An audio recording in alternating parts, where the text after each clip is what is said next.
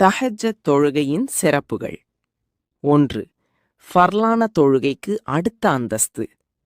2. கப்ரில் ஒளி கிடைக்கிறது. 3. முகத்தில் ஒளி கிடைக்கிறது. 4. எல்லா நோய்களையும் நிவாரணமாக்குகிறது. 5. இருதய நோயை விட்டும் பாதுகாக்கிறது. 6. சிறிய பாவங்கள் அனைத்தும் மன்னிக்கப்படுகிறது. 7. அமல்களில் இஹ்லாஸ் உண்டாகிறது. 8. எந்த கண்ணும் பார்த்திராத, எந்த காதுகளும் கேட்டிராத, எந்த உள்ளங்களாலும் சிந்தித்திராத பெரிய நிஃப்மத்களை அல்லாஹ் அளிப்பான். 9. பாவகாரியங்களை விட்டும் தடுக்கிறது. 10. அல்லாஹுடைய நெருக்கம் கிடைக்கிறது. 11. இல்மில் பிரகாசம் உண்டாகும்.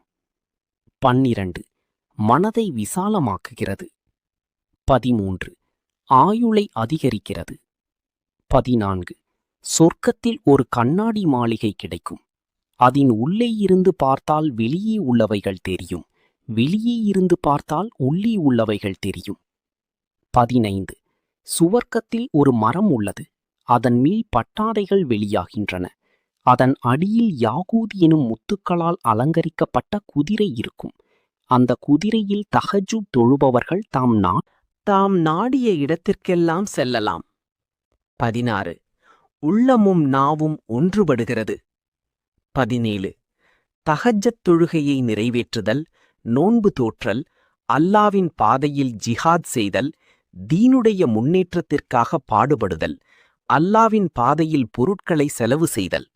மேற்கண்ட அமல்களை நிறைவேற்றியவர்களுக்கு அல்லாஹு தாலா சொர்க்கத்தில் பறக்கும் குதிரையை அளிப்பான். 18. எவரொருவர் தொடர்ந்து தஹஜ்ஜத்தை நியமமாக தொழுது வருவாரோ அவர் அல்லாவின் நேசராக, வலியாக மரணமடைவார். அல்லாஹுடைய நேசர்களுக்கு பயம் என்பது கிடையாது, மேலும் கவலைப்படவும் மாட்டார்கள். 19. தஹஜ்ஜத்துடைய நேரத்தில் துவாக்கள் ஏற்றுக்கொள்ளப்படுகின்றன. இத்தொழுகை குறைந்தபட்சம் 2 ரக்காத்துகளும் அதிகபட்சமாக இவ்விரண்டாக எவ்வளவும் தொழுது கொள்ளலாம். 20. என்னுடைய உம்மத்திற்கு சிரமமில்லை என்றிருந்தால் இத்தொழுகையை நான் கடமையாக்கியிருப்பேன்.